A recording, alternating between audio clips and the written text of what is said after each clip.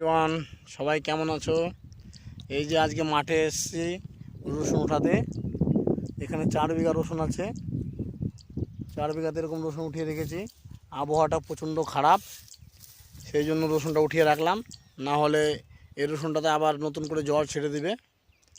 রসুনটা উঠিয়ে রাখলে অতটা খারাপ হবে না। আর এই যে পিছনে দেখছো, এখানে 5 বিঘা গম আছে আমারই। এই যে এটা গমের জমি। গমটা পেকে এসে আর হয়তো 7-8 দিন লাগবে গমটা হারভেস্ট করতে। তো সবাই ভালো আছো? এই তো চলছে, এইভাবে আমাদের জীবনযাপন। যেহেতু আমরা ফার্মার ফ্যামিলি থেকে বিলং করি। ঠিক আছে, সবাই ভালো থাকবেন।